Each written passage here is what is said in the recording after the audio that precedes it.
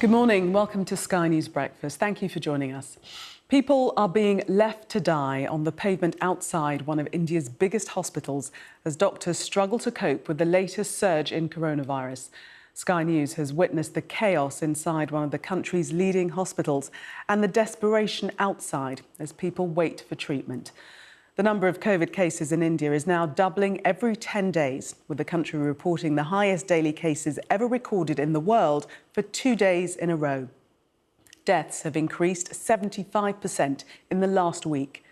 In the UK, more than half of all adults have received their first dose of a COVID-19 vaccine. But in India, the number of daily doses being administered has declined in recent weeks. There's been a sharp increase in hospital admissions, with 544 beds occupied in Delhi in mid-March, compared to the latest figure of more than 18,000. Our special correspondent, Alex Crawford, visited one hospital in New Delhi. A warning that from the start, her report includes pictures of people desperately ill with COVID and also distressing images of some who died before they could be treated. The emergency room of one of Delhi's biggest hospitals. They're constantly having to move out the dead to make way for more, and most of those in this room are dying, and they haven't been admitted yet to the hospital. The doctors are simply overwhelmed, scrambling for oxygen and reduced to begging for help on social media. India set a worldwide record nobody wants. For a second day running, it topped the number of global daily coronavirus cases. They're shocked and ashamed at how the country's healthcare system is all but breaking. The weak and ill have spilled out onto the pavement outside, and there's no dignity in death here. The final few breaths taken by this man came after his brother had begged for oxygen for him for 6 hours. Some turned up barely able to walk, only to turn around immediately after being told they'd be better off trying elsewhere. Whilst this family brought their mother, but saw her die minutes after reaching what they hoped was help. This hospital is useless, she's shouting.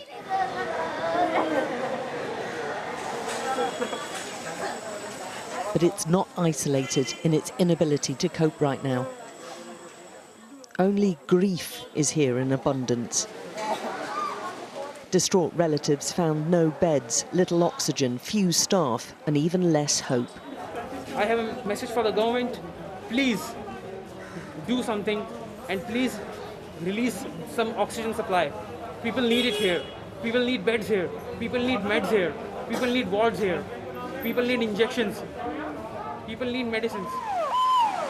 And there are deep worries that the figures could be even more alarmingly high, with so many deaths unreported or unlogged. The numbers of people who appear to be very ill indeed continues to build outside this hospital, and still none of them being admitted, which seems to indicate that if this is happening to one of the biggest hospitals in the capital, what on earth is happening outside of the capital? And almost certainly there are more added to these grim statistics with every single hour. Yesterday we came here with our father, just here, but no one came to see him. He just shouting that see me, no one came, he died. And now I came with my grandfather, no one seen. No one's seen him either.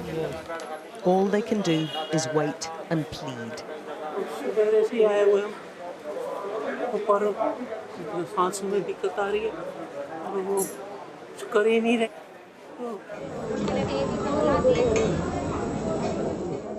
If he's taken in, and that's not guaranteed, he'll be immersed into this. One man told us there were just 7 oxygen cylinders for 70 people. India is now home to the world's fastest growing coronavirus crisis, with fears that the virus mutations could be resistant to the vaccines. They seem unable to control it and utterly unprepared to deal with it. Alex Crawford, Sky News, Delhi. Well, Dr. Giridhara Babu is a professor and epidemiologist at the Public Health Foundation of India and joins me now. Good morning to you. Can you explain the extent of the crisis that India is experiencing now? Good morning, Gillian. the situation is really concerning. This health system, especially in some of the states where it's not really strong for a very long time, is taking a major hit. Even in the states where the preparation for the surge was reasonable, they are not able to handle the surge because the surge is at least 5 times more, where the preparations were nearly for 2 times, even in the best prepared times. So, in terms of mortality, right now, the proportion of deaths is reasonably low, but the absolute number of deaths are high because more number of people are getting infected. Already there is insufficient supply of oxygen, and also there is shortage of medicines. As a result of all this, the situation is grim, and most of the doctors and healthcare workers are struggling to meet the surge. And what is the reason behind the surge, or the reasons? Is one of them predominantly this new variant that you're seeing? Yeah, it may be more than one variant because at least there has been some research also from the UK regarding the double mutant found in India, but there's also another triple mutant found in the state of West Bengal. And there might be more local variants. Simply, we do not have the data as of now to know how many variants are causing this. This is also sort of facilitated by congregations, whether it is religious or political, plus sort of letting off the guard after a lower number of cases for a few months. So the combination of these factors have resulted in major surge. And might the real situation be more desperate than it at first presents? We were just showing pictures from our reporters, the report put together by Alex Crawford, our correspondent in Delhi, and we've seen pictures of people being left on the floor at reception in the hospital and dying where they lay. This is in Delhi, major city. What's the situation, do we know, across the rest of India in the villages? In my own assessment, when I'm observing the pattern of the disease, the southern states have relatively better health system, and they have been able to an extent, manage the surge. But even there is insufficient beds because the really large number of cases. But in the northern India, it is really bad, especially in Uttar Pradesh and Bihar, where the health systems are really poor. Delhi, Mumbai, Bangalore belong to a better health system in terms of infrastructure, capacity of the human resources. And yet we are finding problems in these metros. In the areas of Uttar Pradesh and Bihar and other rural areas, the situation is even more concerning compared to the metros. In your estimation, Dr. Babu, is this going to get worse? Based as an epidemiologist, I can't say that this is the peak of the second wave. I've been looking at several models. We might be reaching the peak for the second wave maybe in the second or third week of May. After that, there might be a reduction in number of cases. But that's too far away in terms of the number of cases and the health system capacity. Unless we do at least city level or district level lockdowns to reduce the speed of transmission and also expand the capacity of the beds by actually taking over some of the private hospitals or medical colleges. By doing both of this, we'll be able to contain the surge. Otherwise, it can be devastating. You mentioned the lockdowns. I know that a week-long lockdown was imposed, but is that enough? Do you think that there should be longer, stricter lockdowns? Yeah, so we had some bitter experience from nationwide lockdown last time. That's why states are reluctant to impose lockdowns. But I think it's absolutely necessary to impose at least city level or even statewide lockdowns for at least 14 days to begin with to reduce the speed of transmission.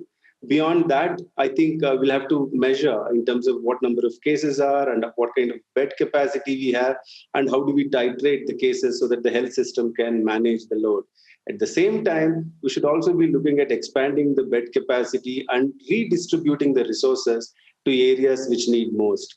What happens in India will have major implications for the rest of the world because if high circulation goes on, it can also lead to higher chances of getting newer variants. And this is true for anywhere in the world. Any place which has high circulation can lead to newer variants. That's why we need to have global collaboration rather than probably singling out only a few places which have higher transmission. Dr. Giridhara Babu, thank you very much for speaking to us this morning. Also this morning, the Prime Minister has been accused of proposing an unethical and possibly illegal plan to fund the refurbishment of his Downing Street flat. That was the allegation levelled at Boris Johnson by his former adviser, Dominic Cummings. In a blog published last night, he said Mr Johnson's conduct fell far below the standards of integrity the country deserves. A warning that this report from our Deputy Political Editor, Sam Coates, does contain some flash photography. Can you get an election by the end of this week? Elections, referendums. These two men walked in step for years through the biggest hurdles of the modern political era. So many times Boris Johnson came through because of one advisor, permanently in the background all the way throughout his first 18 months in number 10. But the strains and grudges that also ferment behind this very door can have consequences years after, as Dominic Cummings showed, naming leakers, suggesting interference with internal investigations, and most toxic of all, accusations about the costs of the refurbishment of this flat above number 11 that Boris Johnson and his fiancée live in.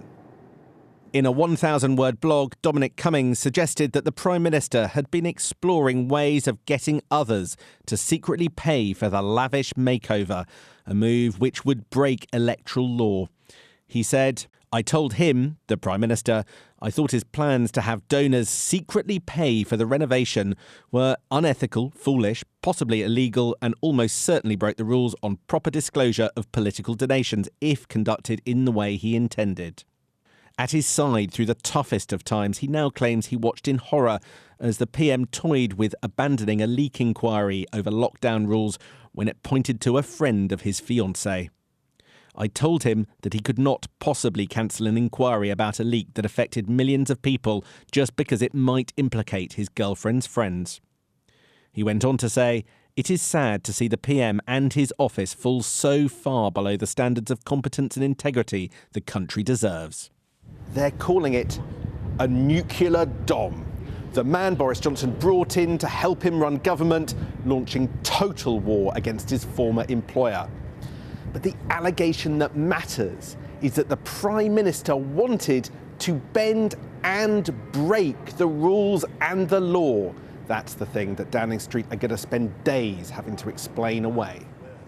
Out on the campaign trail, the Prime Minister's team claimed he hadn't broken the law, interfered in a leak inquiry and always acted properly. But in order to be able to kick allegations about the flat into touch, they revealed he personally has now paid the redecoration himself at a likely cost of £60,000. But the man himself did not want to answer about any of it, be it on how much he had to pay for the flat or where the money came from. All that will be declared in the normal way. And I'm much more interested in telling you about the regeneration that we're hoping to see here, or we're already seeing in Teesside. Cheers. Cheers. This man and his team are hoping to make sleaze the centrepiece of their election campaign. The allegations that Dominic Cummings has levelled are very serious and need to be investigated. But look, this is just the latest in a long line of accusations of sleaze, corruption, grubby dealings, dodgy access. He fights hard and he fights dirty. Not everyone in the Tory party will welcome that the Prime Minister has triggered this row so close to an election. Sam Coates, Sky News. In other news this morning, rescuers searching for a missing submarine in Indonesia say the vessel may have run out of air. 53 crew were on board when the sub disappeared off the coast of Bali on Wednesday. A woman who lost her job after expressing views that someone's sex can't be changed and transgender women are not women has told Sky News she doesn't regret anything she's done or said. Maya Forsata's opinion on transgender people were deemed incompatible with human dignity by a judge in 2019. Next week, she'll appeal the ruling in a case which could set a new legal precedent. Our correspondent, Helen Smith, reports. This is Maya Forsata, a tax expert, a feminist and the protagonist in a bitter legal battle about sex, gender and freedom of speech. But it's about having institutions that are able to stand up. She believes the body someone is born with determines their sex and that this sex cannot be changed.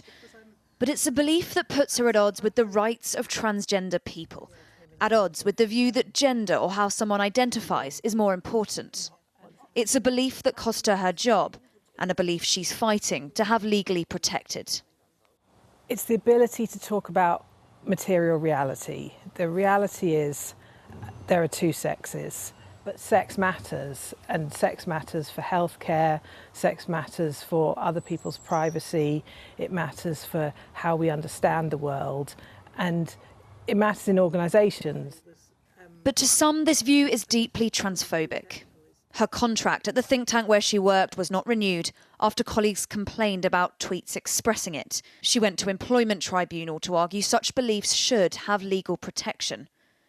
But she lost, the judge describing them as incompatible with human dignity and not worthy of respect in a democratic society. Her appeal is being heard next week. If I lose and this is not a protected belief, then it's open season for women in particular, but for anybody who speaks up about women's sex-based rights. Employers have to be able to think these things through. The judgment was pretty resounding against you. Do you accept that some of the things you said amounted to harassment in the eyes of some, and that that's what matters, it's how people perceive these things? No, not at all. There was nothing that I did that harassed anybody. So if the belief is protected, that doesn't give you the ability to harass or abuse anybody. Her case has been extremely high profile. Support from author J.K. Rowling made it international news, but it's caused hurt and distress. Many transgender people say her views amount to a denial of their existence and threaten a respectful workplace.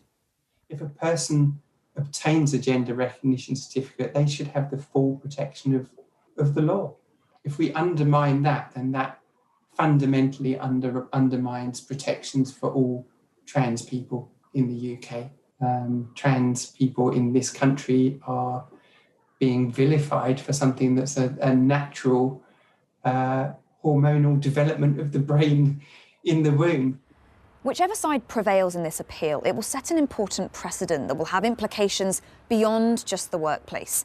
It will determine how you can be treated simply for holding these beliefs, even if they're never acted upon. Either side could take the case to the Court of Appeal if they lose. The stakes are as high as the issue is divisive. Helen Smith, Sky News. Look forward to brighter skies. The weather, sponsored by Qatar Airways. It's been a dry and chilly April so far. It looks as though we'll keep the chilly theme. In fact, next week does look quite cold, but there will be a little bit of rain to come. Monday, Tuesday, we'll see some pushing southward, so a little bit on the horizon. But for this weekend, we're dominated by high pressure. The high established to the north of us with quite cool winds coming in across more eastern and southern areas. In fact, quite gusty winds for southwestern parts today. Temperatures picking up nicely, though, and after a little bit of a nippy start out there, getting up to maybe 20 Celsius in some western fringes of, say, northwest Wales. But inland around the mid to high teens, and northeastern parts where there's more cloud around today will be cooler at 11 Celsius. There'll be a touch of frost tonight once again under clearer skies, and then tomorrow some fair weather cloud bubbling up through Sunday, but otherwise pretty decent. Again, warmest in the west. The weather, sponsored by Qatar Airways. Welcome back. A Norwegian climber is recovering after he became the first person to test positive for COVID at Mount Everest Base Camp. He was airlifted off the mountain along with a Sherpa and taken to Kathmandu for treatment. Everest had been closed for nearly 2 years because of the pandemic. Milena Veselinovic reports. The pandemic has reached the world's tallest mountain after a Norwegian climber and his Sherpa tested positive for coronavirus. Mount Everest has only reopened to tourists last month, but some experienced climbers say the outbreak was inevitable. Everyone was aware that this could happen this season. We are running expedition during a pandemic year, so of course we were aware that this could happen. We didn't think it would happen that fast.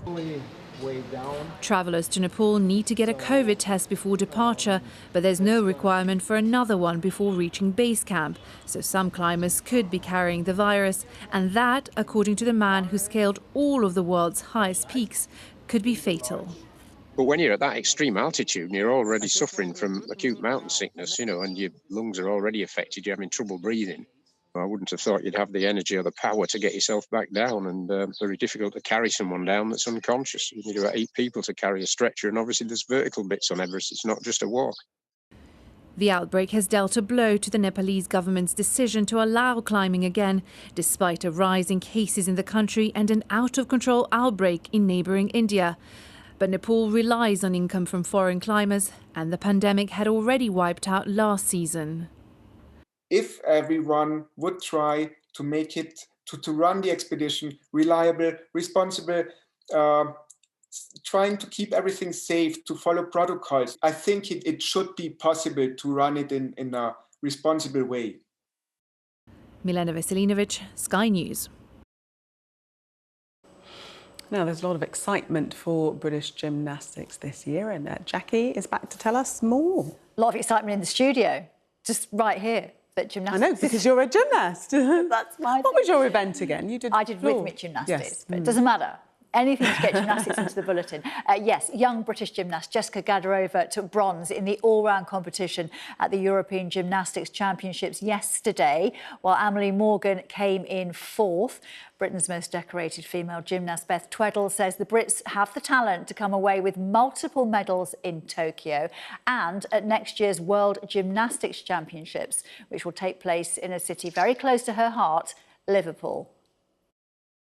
It's amazing to have the World Championships in Liverpool. I mean, to compete at a World Championships is amazing, but to actually have it on home soil, I know the impact of having an event in the UK. I remember competing at the 2009 World Championships and I crashed out on bars, but I remember hitting the floor and just the crowd went crazy as to say, don't worry, Beth, get back up, you can finish it. And that kind of really lifted my spirits. And then a week later, I turned everything on its head and became world champion. So Beth, Olympics around the corner, European Championships of Gymnastics taking place this week. What names should we look out for? Who could win a medal for Britain in Tokyo? There's so many names to look for. The depth of the British team at the minute is amazing. Double Olympic champion Max Whitlock, world champion Joe Fraser, Gianni's come back after a couple of years of injury. On the women's side, you've got the Downey sisters, and you've also got the Gadarova twins. They are coming through on the senior ranks, and I'm excited to see their journey. Well, like the Europeans, it looks like, the Russians are, the kingpins at the Europeans. But is it still Simone Biles and the Americans who everybody will be chasing at the Olympics? I think everyone is going to have all eyes on Simone Biles. She is an incredible athlete. The medal tally that she's already got going into this championships, she's only going to build on that. Very tough sport, gymnastics. Probably, you could argue the toughest sport. What did you think when so many gymnasts complained to the White Review about abuse, about bullying? This is your sport. What were your feelings? Obviously, it's hard to hear, but for me, it is, we want every child to be safe, regardless of the sport, and I just urge anyone to come forward. I had a really positive experience, and I just urge people to come forward. The White Review is ongoing, and obviously, we'll look forward to the report on that. How excited are you? I know it's a very different year, but to be in Olympic year finally, it is the pinnacle of gymnastics. It's been a really tough year for everyone, and to have an Olympic Games to look forward to this summer is amazing. Gymnastics gets, I think every 4 years, everyone raves about watching the gymnastics, and we see that reflected in the participation levels. Lots of gymnasts wanting to sign up, having watched the Olympics, watch their heroes. So this summer's going to be amazing, and I can't wait to watch it. Do you miss it? Do you miss that high-level competition, that feeling of going out there? You're always going to miss that competitive atmosphere. And like I said before, walking into an arena, feeling that buzz, feeling people shouting your name, the flags, the banners with all the children have made, you're always going to miss that. But do you know what? Gymnastics has been a huge part of my life. I'm never going to walk away from it. And the fact that I'm able to kind of be on the other side of the fence now doing the media, I just love it.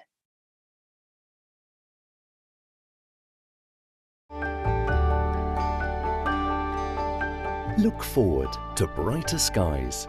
The weather, sponsored by Qatar Airways. There's some rain in the forecast coming south on Monday and Tuesday. It's been such a dry month, so gardens and parks really crying for some rain. But this weekend is dry because we've got high pressure in charge. Around the area of high pressure, there's quite a brisk wind coming in, noticeable today across the southwest, and a bit more of a breeze coming in across more eastern and central areas tomorrow as that wind turns more northeasterly. That'll bring in a bit more cloud as well. But otherwise, it's just beautiful out there. There's lots of sunshine. There is a fair amount of cloud across southern Scotland, northern England and the east coast of Scotland, but I think that'll break up with sunny spells. And the best of the temperatures will be in the west.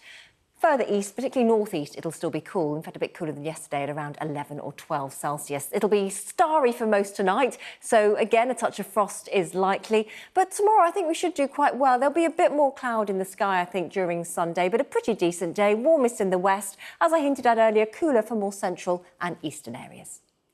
The weather, sponsored by Qatar Airways. Back with us now to take us through the newspapers, the broadcaster Badisha and the comedian Mark Dolan. Welcome back to you both. Let's start with the FT, Badisha, and a story that we were covering yesterday. And these are the postmasters and postmistresses that have had their names cleared after the most awful miscarriage of justice. This is an absolutely extraordinary story which seems to have come out of nowhere, but has actually been going on really for decades now. So it refers to a group of prosecutions in the mid-2000s, which came in the wake of the Post Office introducing something as simple as a new accounting and stock-taking system called Horizon. So those went into all the Post Office branches and sub-branches, and they led to a few glitches and a little bit of underreporting. Now, you'd think that the Post Office would just turn around, look into it and go, OK, there's been a mistake. Instead, it convicted dozens. 39 have been overturned so far. 22 cases are still pending. Convicted dozens of postmasters and postmistresses and submasters of fraud, embezzlement, of somehow stealing the money themselves. And this led to dozens of actual convictions and prison time ranging from several months to several years. It's an absolutely extraordinary case because you can't believe that a trusted and actually beloved organization or setup like the Post Office could possibly deliberately overlook what is really quite a simple computer error. It's not anybody's fault when these things happen. And instead, as Neil Hudgell, one of the lawyers representing dozens of victims, says, prioritize reputation and profit over the well-being of people who, as anyone knows who goes to their local post office branch, they're run by wonderful people. They're often family businesses. They're run by people who have partners and children and have been the victims of an absolutely amazing triumph of reputation and profit over basic common human decency. Now, the victims and their families are calling for a proper public neutral inquiry, not just government commentary, which is what we're seeing at the moment, even though the PM is obviously behind these people who've been exonerated. And they're also now calling for the prosecution of the perpetrators in this case. So all of those people involved with the Post Office who knew this was happening and didn't say anything, but we don't know what's happening on that issue so far. Yes, no, I think that this story will continue. Just that the sense of injustice is huge. Mark, let's move on to the story that we've been covering, our lead, and the crisis, the COVID crisis in India, and this spike where people are literally dying on the floor of hospitals. As your coverage demonstrates, and as the papers are showing as well via graphic images such as this one in The Guardian. What's emerging in India is a humanitarian crisis. It's something that we feared here in the UK, the idea of our NHS being overwhelmed. Well, sadly, this is what it looks like. Yesterday, extraordinarily, India reported over 300,000 COVID cases. It's a healthcare system that is at full stretch at the best of times, an enormous population, huge poverty and inequality in India, and we're seeing the consequences of that now. And it's a timely reminder that, notwithstanding the huge success of our vaccine rollout here in the UK, that our next focus has to be to get the world vaccinated and to get countries that are not in a lucky and privileged position like us to be protected. Badisha, to the Sun, take us to this story on Tesla, the autopilot car. Yes, I mean, you know, the moment anyone says the words Tesla and autopilot, you know that the answer isn't going to be good. And I think this is exactly the problem that Tesla has had, that Elon Musk, we enjoy hearing stories about his shenanigans. And now in Texas, there have been 2 more deaths with 2 passengers that were riding in what was a fully automated, enabled, they say, car. There was nobody in the driver's seat when the car was found crashed into a tree. We know from multiple reports, really over the last 2 or 3 years, that it's very possible to trick the autopilot enabled system into driving itself just by putting a weight on the steering wheel or putting a weight or certain stress on various sensors within the driving compartment of the car itself. Now, we know also, because I looked into this, I was fascinated by this story, that in private correspondence, those at Tesla have actually said that it is not possible to enter these cars into fully automated driver mode. So even though that's the branding, that's the story they're putting out there, you're actually supposed to keep pressure on the wheel every 10 seconds. You're supposed to do various things which reassures the car that you are actually driving it.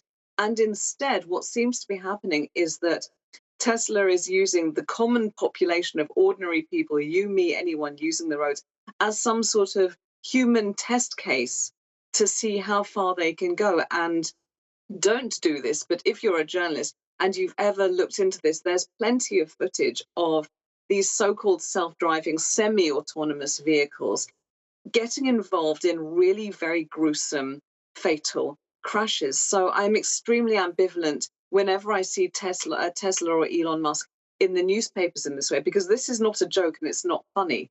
And life is not a computer game. And frankly, having fully automated cars on the road is not any kind of priority in the unequal world that we live in, where someone like Elon Musk's resources and ingenuity could be put to much better use. Yeah, no, it is very right. Mark, I can see you want to come in there. Well, I beg to differ slightly, because I do agree that certainly we shouldn't be human guinea pigs and that these trials have to happen in a safe environment. And Badisha is absolutely right about that. But deaths on the road, injuries on the road are an absolute tragedy. And if we get this right, a computer is far more trustworthy a driver than a human being. Oh, I think you've opened up a can of worms there. We could go on and on that discussion. But Mark, just to round us up, we've got about 60 seconds to tell us about the great white shark coming to the UK in The Star. Listen, I always try to bring good news stories, but just as we are, reaching a good level in terms of the pandemic, the awful cases are coming down, and we can look forward to an optimistic summer, there's a shark on the way. She's enormous. She is called Nakumi. She is 50. She's 253 stone, which, by the way, is very slim for a great white shark, so we're not dissing her. And she took a wrong turn. She normally heads up and down the west coast of America and Canada, but she turned left. And she's on her way to the UK, at least that's what The Star will have you believe. 1,700 miles from the UK at the moment, which is too close for comfort. Right. I'm one of those people that worries about jellyfish, so this is my worst nightmare. Yeah, a big nightmare. And for Dominic Cummings, who's pictured in the water with her there on the front of The Star. Mark and Badisha, thank you so much.